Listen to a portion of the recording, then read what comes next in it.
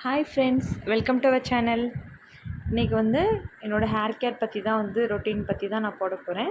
எப்படி எனக்கு hair regrowth ஆணுச்சு அப்படின்னு சொல்லிட்டு ஏற்கனவே நான் போடலான்னு சொல்லிட்டு ஒரு வீடியோவில் சொல்லியிருந்தேன். அதை பற்றி தான் நான் இப்போ பேச போகிறேன். வாங்க வீடியோக்குள்ளே போகலாம்.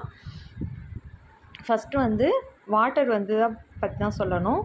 ஏன்னா நம்ம எந்த அளவுக்கு வாட்டர் இன்டேக் பண்ணுறோமோ அந்த அளவுக்கு நம்மளோட ஹேர் க்ரோத்துக்குமே எல்லாத்துக்குமே ரொம்ப நல்லது.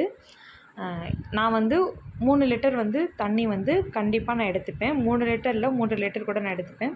ரொம்ப அதிகமாகவும் தண்ணி எடுக்கக்கூடாது, ரொம்ப கம்மியாகவும் எடுக்கக்கூடாது. நம்ம வெயிட்லேருந்து 20 கேஜி வெயிட்டுக்கு 1 லிட்டர் வாட்டர் அப்படின்ற மாதிரி கணக்கு வச்சுக்கணும். இப்போ நான் 60 கேஜி இருக்கேன் அப்படின்னா 3 லிட்டர் வாட்டர் நான் எடுத்துக்கணும், இன்டேக் பண்ணணும் டெய்லி. அந்த மாதிரி குடித்தோம் அப்படின்னா நம்மளுக்கு ஹேருக்கும் ரொம்ப நல்லது, நம்மளோட ஸ்கின்னுக்கும் ரொம்ப நல்லது, நம்மளோட ஹெல்த்துக்குமே ரொம்ப நல்லது.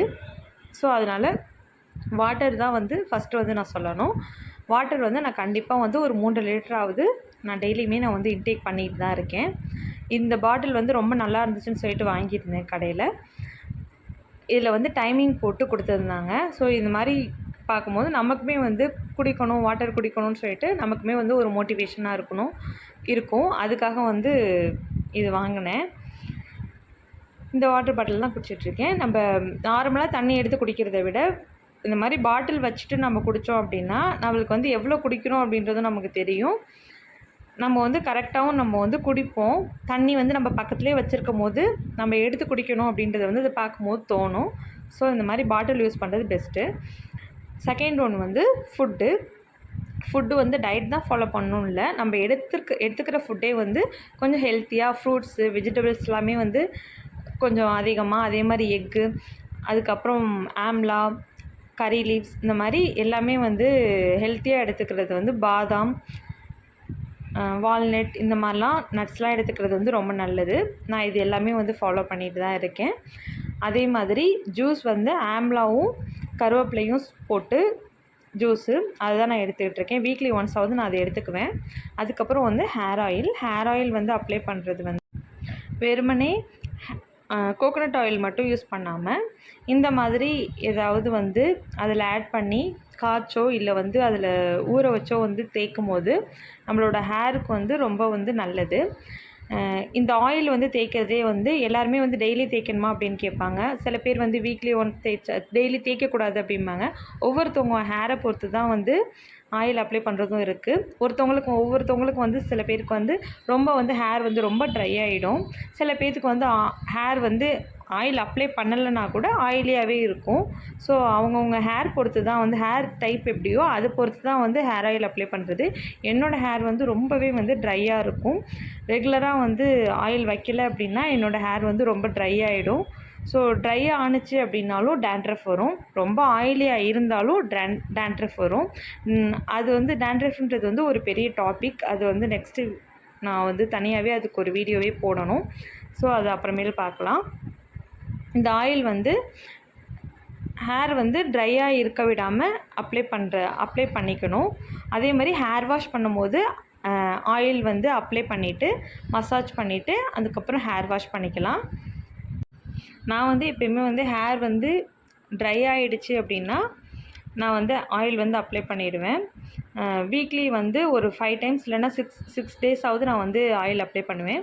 நான் ஹேர் வாஷ் பண்ணதுக்கப்புறம் மறுநாள் எடுத்த வீடியோ இது பாருங்கள். ரொம்ப ட்ரையாக இருந்தது. இத்தனைக்கும் நான் ஹேர் ஆயில் அப்ளை பண்ணி மசாஜ் பண்ணி தான் ஹேர் வாஷ் பண்ணுறேன். இருந்தாலுமே எனக்கு ஹேர் ரொம்ப ட்ரையாக இருந்தது.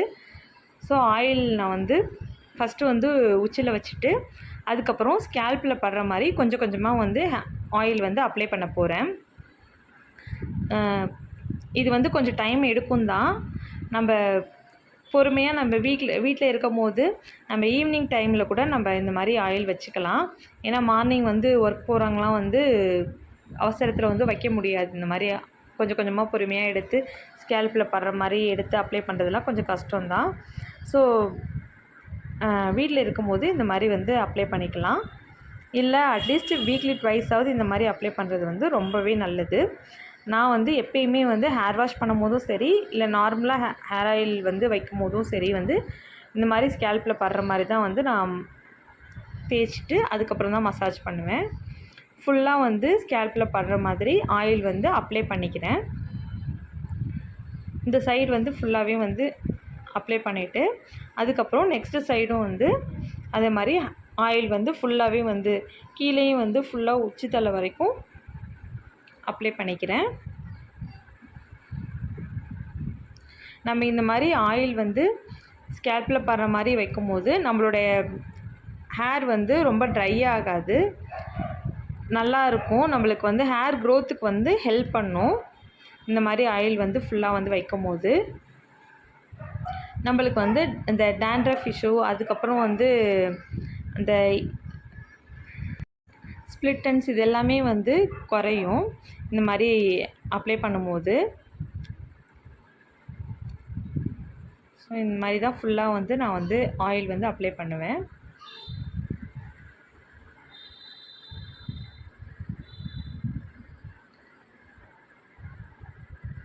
இப்போ ஃபுல்லாக வந்து ஆயில் அப்ளை பண்ணிவிட்டு கீழே ஹேரில் வந்து படுற மாதிரியும் வந்து அப்ளை பண்ணணும். நம்ம ஹேரில் வந்து அப்ளை பண்ணாமல் எதுக்காக அதுக்கு அப்ளை பண்ணுறோம் அப்படின்னா, அதில் வந்து ஹேர் வாஷ் பண்ணும்போது இன்னும் ரொம்ப ட்ரை ஆகிடும். ஸோ ஸ்ப்ளிட் எண்ட்ஸ் வரும். ஸோ ஆயில் அப்ளை பண்ணோம் அப்படின்னா அது வந்து அந்த அளவுக்கு வந்து ரொம்ப ட்ரை ஆகாது. ஸோ அதனால் அந்த மாதிரி அப்பையும் வந்து இது பண்ணிக்கணும்.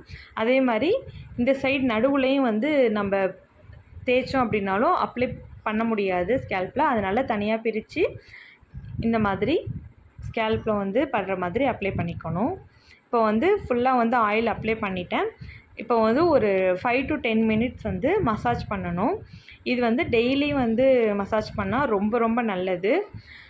அப்படி இல்லை அப்படின்னா வீக்லி ட்வைஸாவது வந்து ஹேர் மசாஜ் வந்து பண்ணணும். அப்படி பண்ணும்போது நம்மளுடைய ஹேருக்கு வந்து பிளட் சர்க்குலேஷன் வந்து கரெக்டாக வந்து கிடைக்கும். ஸோ பிளட் சர்க்குலேஷன் நார்மலாக இருந்துச்சுனாவே நம்மளுக்கு வந்து ஹேர் க்ரோத் வந்து நல்லா இருக்கும். எல்லாருக்குமே வந்து ஹேர் க்ரோத் வந்து வளரும். நம்ம வந்து கரெக்டாக மெயின்டைன் பண்ணோம் அப்படின்னா நம்மளுக்கு வந்து ஹேர் க்ரோத் வந்து நல்லாவே இருக்கும். நான் ஃபுல்லாக வந்து ஹேரில் வந்து மசாஜ் பண்ணிக்கிட்டேன். பண்ணிவிட்டு உடனே வந்து சிக்கு எடுக்கக்கூடாது. சிக்கு எடுக்காமல் ஒரு 1/2 hour ஆவது அதை ஊற விடணும். ஏன் அப்படின்னா உடனே சிக்கு எடுத்துட்டோம் அப்படின்னா, ஏன்னா ஏற்கனவே நம்ம ஹேர் வாஷ் பண்ணதுக்கப்புறம் இப்போ தான் ஆயில் அப்ளை பண்ணியிருக்கோம். ஒரு நாள் ஃபுல்லாக ட்ரையாக இருந்துட்டு இப்போ ஆயில் அப்ளை பண்ணும்போது உடனே சிக்கு எடுக்கும் போது நிறைய வந்து ஹேர் ஃபால் ஆகுறதுக்கு நிறைய சான்சஸ் இருக்குது. ஸோ இந்த மாதிரி ஊற விட்டு ஒரு 1/2 hour கழித்து நம்ம சீப்பு வச்சு சீவணும் அப்படின்னா நம்மளுக்கு வந்து ஹேர் வந்து கம்மியாக தான் வரும். ஹேர் ஃபால் வந்து அந்த அளவுக்கு ஆகாது. ஸோ ஒரு 1/2 hour கழித்து நம்ம சீவிக்கலாம்.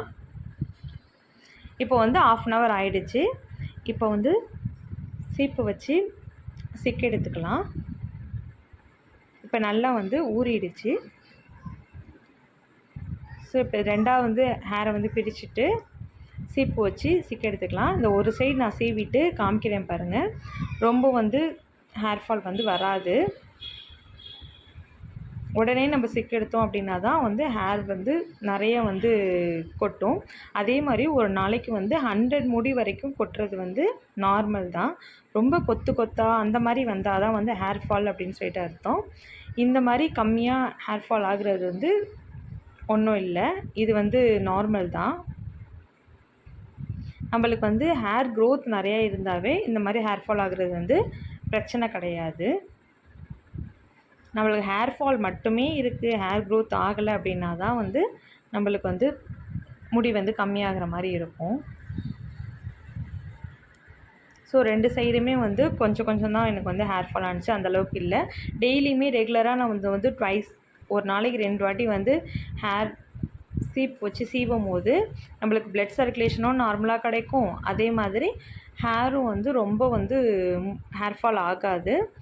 எனக்கு ரெகுலராக நான் சீவும் போது ஹேர் ஃபால் ஆகாது. இது வந்து ஹேர் வாஷ் பண்ணதுக்கப்புறம் சீவுறதுனால இந்த அளவுக்கு முடி வந்திருக்கு. இல்லைன்னா இதுவுமே வந்து கம்மியாக தான் இருக்கும்.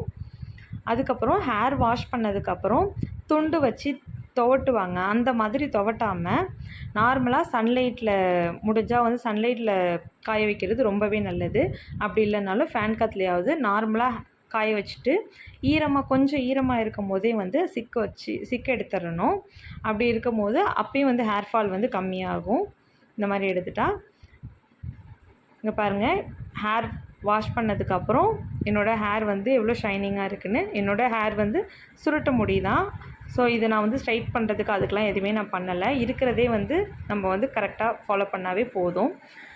ஷாம்புவும் வந்து நான் வெளியில் வந்து நான் யூஸ் பண்ணுறதில்ல. நான் ரெடி பண்ணுற ஷாம்பு தான் நான் யூஸ் பண்ணிகிட்ருக்கேன். வீட்டிலேயே ரெடி பண்ணி தான் நான் யூஸ் பண்ணிகிட்ருக்கேன். ஒவ்வொரு டைம் வந்து நான் ஒவ்வொரு ஃப்ளேவர் வந்து நான் யூஸ் பண்ணிப்பேன். இது ஆனியன் ஷாம்பு. இந்த மாதிரி தான் நான் வந்து ஹேர் ரொட்டீன் வந்து நான் ஃபுல்லாக ஃபாலோ பண்ணுறேன். என்னோடய ஹேர் ட்ரான்ஸ்ஃபர்மேஷன் வந்து ஏற்கனவே நான் போட்டிருந்தேன். இதுலேயும் வந்து நான் ஆட் பண்ணியிருக்கேன். நீங்கள் பாருங்கள். இந்த வீடியோ பிடிச்சிருந்துச்சுன்னா லைக் பண்ணிடுங்க, ஷேர் பண்ணிடுங்க. மறக்காமல் நம்ம சேனலில் சப்ஸ்கிரைப் பண்ணிடுங்க. பாய்.